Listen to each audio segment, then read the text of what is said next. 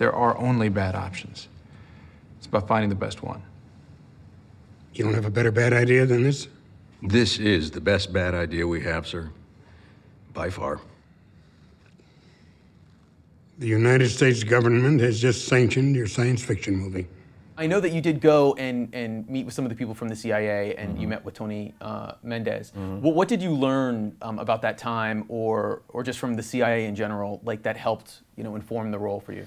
You know, I think by going back to Langley, Virginia, and sitting down with these men and women, it allowed me to really desensitize myself to the aura that is around with the CIA, and what I found is that no one looks like James Bond. No one is like, with a cocktail in their hands and there's like, that I saw. It's a company, it's a corporation. You have your structure and protocols and bureaucracy and bullshit that you got to deal with, and sometimes the right hand doesn't know what the left hand is doing and vice versa. And so you cut through all of that and realize that, get away from the enormity of it and get to the people. And my interest was to kind of break through the veneer of that taciturn exterior and be able to see what effect personally it had on these men and women who for a living don't talk too much, and they can't be very revealing. So how did that affect you personally? How did it affect your marriage? What did you tell your children? How did it affect you physically? Did you feel its toll? Do you guys drink? I would ask if they drink alcohol.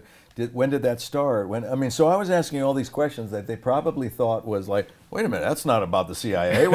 I thought you were going to ask about missions and things, which I was less interested in and more interested in for me at that time, in what kind of foundation can I build for Jack, because I need to feel comfortable in who I've created in order to present it. Otherwise, that character is still outside of me, and I need him to be inside. You must have been at the premiere in Toronto. Was the reaction to the movie what you expected? Were you surprised to see all these people cheer the plane, or was it sort of the ride you were expecting based on what you had read and shot? When I first saw the movie on the Warner Brothers lot a month or so before Toronto, I had that feeling of interior giddiness, thinking that this is an important movie. Yeah. This is a very well structured movie, and it really has remarkable assets, and not the least of which are that the CIA, an organization that is maligned often, was and is heroic in this, and rightfully so, because for the most part you have to accept that these men and women dedicate their lives to a higher cause, a higher purpose, and in hopes that that's the achievement. That's what they actually do, so that when they retire they can say, no one knows it, but I was involved in a lot of stuff that got done, and we had to settle with just patting ourselves on the back a little bit, and that's it. You'll never know the amount of times they stopped a terrorist or whatever. That's right, when good things happen. And Argo allows that type of celebration, that this was a selfless act, that these men and women did what they do because it's their job, but also because it's for the greater good, to save the lives of human beings. There's no more noble cause than that. Obviously, you must have been shooting, and people must have been asking, like, how close was this to what actually happened?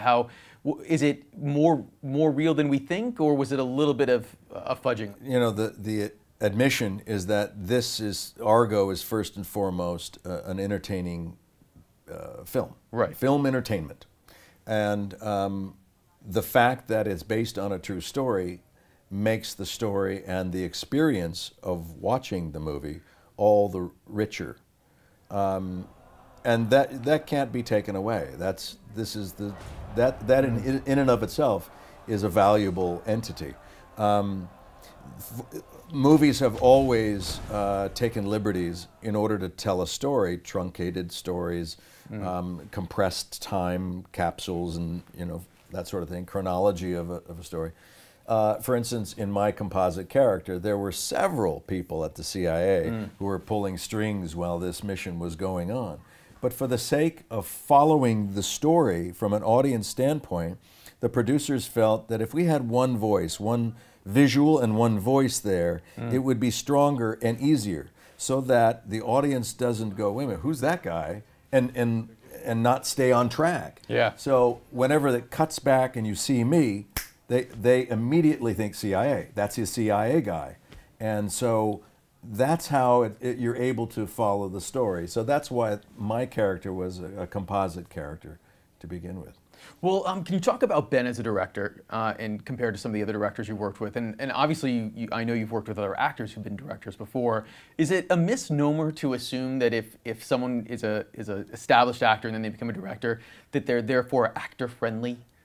I think it's a fair assessment to say that an actor turned director has a leg up on how they work with other actors because they've been there. They talk the same language. They know what it's like when you give a piece of direction for that actor to have to then process it and perform that adjustment, that switch, that drive or whatever. That's in and of itself, Ben has a demeanor on the set that is very calm and very confident, so that it allowed me the confidence and comfort to be able to take a chance. He's not an actor-director now. He is a bona fide director. He's smart. He's passionate about the story. He's passionate about filmmaking. He's very empathetic with other actors. There are innumerous problems that come up, and a good director, which Ben is, looks at it like he's playing chess. Like it's a move that he didn't anticipate. And he looks at it and goes, okay, didn't see that coming. And then immediately starts to problem solve. How can we fix that? And take a moment and think about it. Be relaxed, don't panic. Yeah. A good chess player doesn't see a move and go, oh, God! So he's not a panic director on set. He's calm and cool. Not at all. I direct as well, and there is that underlying feeling that, I'm going to miss something. I feel like I'm going to miss something. So there's a certain amount of anxiety, but it's how you deal with that and how you present it. And he is the captain of the ship, and he needs to come on board with a sense of confidence to lead us all to this finish line. And it's a daunting task for many people. Yeah. And he handles it with aplomb.